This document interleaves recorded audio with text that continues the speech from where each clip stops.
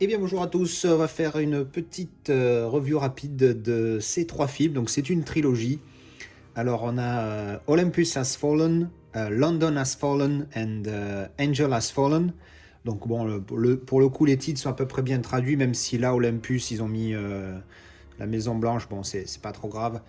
Je ne garderai pas la boîte dans tous les cas, parce que bon, comment dire, qu'est-ce qu'on peut dire de cette trilogie? Prenons dans l'ordre. Le premier, Olympus.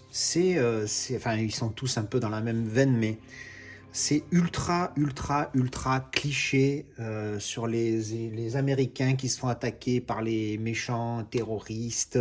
Alors, un coup, c'est des méchants asiatiques, après, c'est des méchants russes, après, c'est des méchants, on s'en fout. C'est tout le temps des méchants et tout le temps, les gentils Américains, ils se font attaquer. Avec le héros qui est toujours là, donc évidemment là c'est Gérard Butler qui joue le rôle du héros qui est là pour save the day, comme on dit. Et donc voilà, donc bon voilà, c'est un film d'action, il faut pas chercher l'histoire, hein. L'histoire, il y a un méchant qui essaye de tuer le président ou alors qui essaye de détruire la planète ou une connerie comme ça. Voilà, faut pas se casser la tête sur ces films, c'est pas génial. Le pire des trois, on va dire, c'est le 2, donc London Has Fallen. Alors lui, il est tellement cliché, putain, mais c'est la définition du cliché. C'est tellement énorme que ça engage tout le film. Ça pourrait être un très bon film d'action. Alors attention, ça reste un 5 sur 10. Pour moi, le premier, c'est 5 sur 10. Le deuxième, j'ai mis 3 du coup. Et le troisième, que je viens à peine de finir, voilà, il y a encore le générique là. Je crois que je vais mettre 5 aussi. Parce que bon, voilà, c'est sympa, ça distrait, mais c'est pas des grands films du tout. Mais le 3 par contre, il est tellement dans le cliché, tellement dans le truc. Faut que les Américains, ils se calment, hein. C'est les plus beaux, c'est les plus gentils. Arrêtez un petit peu, hein. C'est toujours ces clichés dégueulasses. Bon, c'est les Américains, ils font leurs films. Il faudrait que d'autres pays fassent la même chose. Mais bon, voilà, c'est comme ça. Donc bon, les histoires, voilà, hein, y a pas grand-chose à dire là-dessus. Voilà, il est au service secret et puis il y a une attaque sur le président et il a la protection du président, donc c'est le héros du jour. Donc il n'y a pas vraiment il y a pas un suspense énorme, surtout qu'il y a des trucs, on s'y attend tellement. Enfin bon, bref. Qu'est-ce qu'on peut dire ensuite? Alors parlons de la qualité des films. Alors le 1, alors ça c'est deux Blu-ray et celui-là donc en 4K comme vous pouvez le voir. Alors les Blu-ray, alors le premier, donc Olympus Has Fallen, il est pas top, il est pas mal granuleux. Je l'ai trouvé sombre aussi, mais à la limite ça va dans l'histoire, donc bon, hein, c'est pas trop grave, mais il est très granuleux quand même, donc il est pas top et la qualité elle est pas géniale. J'ai pas été très convaincu.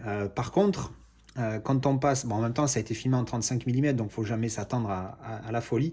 Par contre le 2 a été filmé en 4 et 5K, masterisé en 2K. Mais par contre, le 2, voilà, une très bonne qualité d'image en général.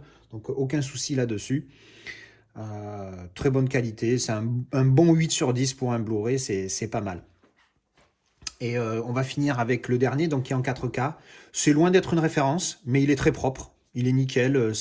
Alors, j'ai pas mis le Blu-ray, hein, comme je vous dis, hein, le film vient de se terminer. J'ai le générique qui vient à peine de se terminer. On va retourner au menu là, voilà. Euh, donc j'ai pas mis le Blu-ray dedans. Donc je viens de mettre le Blu-ray, donc il est encore en train de tourner pour voir, pour comparer. Donc est-ce que ça vaut l'upgrade? Non, non, ça vaut pas l'upgrade.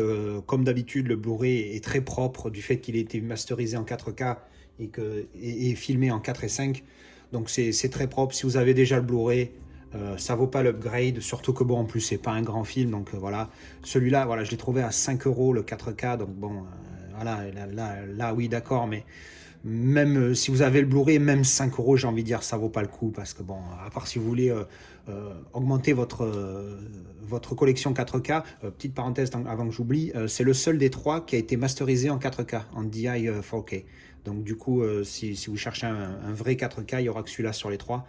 Donc voilà, donc ça vaut pas l'upgrade, mais le Blu-ray, le 4K est mieux, hein, ça c'est évident, mais je pense pas non plus que ça vaille l'upgrade parce que le Blu-ray est déjà très propre.